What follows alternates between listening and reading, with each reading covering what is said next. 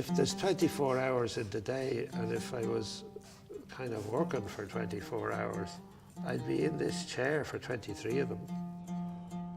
Mostly you don't know what to do, so you have to just kind of wait until you figure out what the next move is. But eventually you get there. In other words, I work very fast and very slow at the same time. It's kind of paradoxical.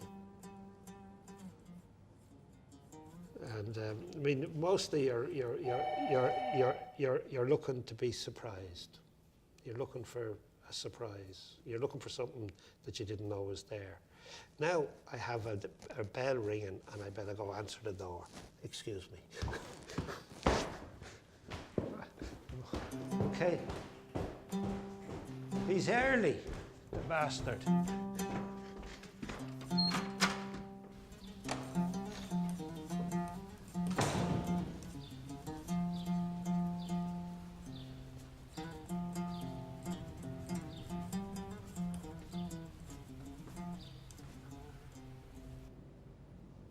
We have personal lives, all of us. All our folks die, usually before us. And it was after my father's death that I began to focus on people who have died in prison, in Candaroo prison in São Paulo, and then in Juarez. So, you know, it's a thing running through. And usually young people, because this is where it's unfair. And that's carried through in this show. Almost every show I've done will address that. Painting is a futile gesture of resistance. It's very futile. But you see it as an act of opposition. Oh, it's a gesture of resistance. Yeah. Well, for me anyway. You know.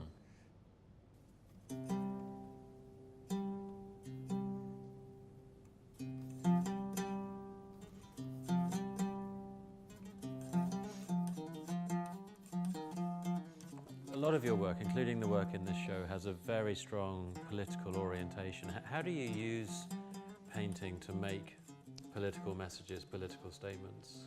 Well, the beauty of painting is that it's based on observation. The thing has to be real to be seen. So I don't invent these images.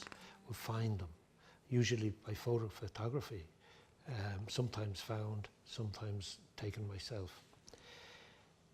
My opinions and my political attitude bring me to the subject. And I still have them after I've finished the painting, and I have them as I'm sitting here. But actually, the paintings are a more truthful representation of reality than my opinions are. Because my opinions are governed, just like everybody's, from childhood, from experience. But the image of the destruction is there.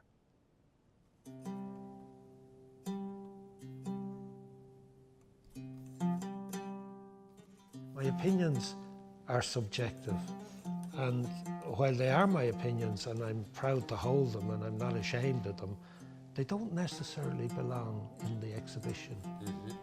The paintings are what belong.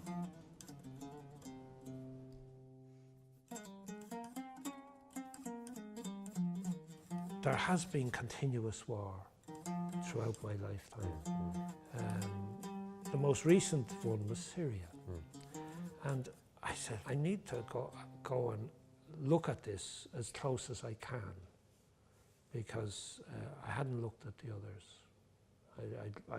I saw them like the rest through media. So I managed to get into Syria, and I had witnessed the destruction of Mosul through television. Well, here I actually saw the thing. It was shattering, miles of destruction.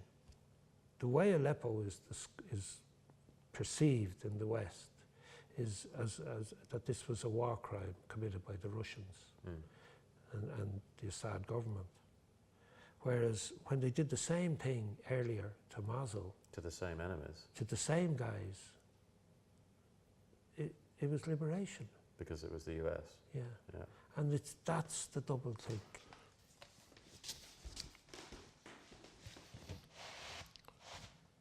So Brian, this is a painting of a now dead journalist, Jamal Khashoggi. What is it that the act of painting can seek to change? I'm not sure if it can change anything, but it's a bit like, paintings are a bit like gravestones. They place an X over something. And I mean, the value really is dependent upon how society views the work. Does it conserve it? Does it hold it? Does it show it? If it does, well then Khashoggi will remain present. That's for society to determine.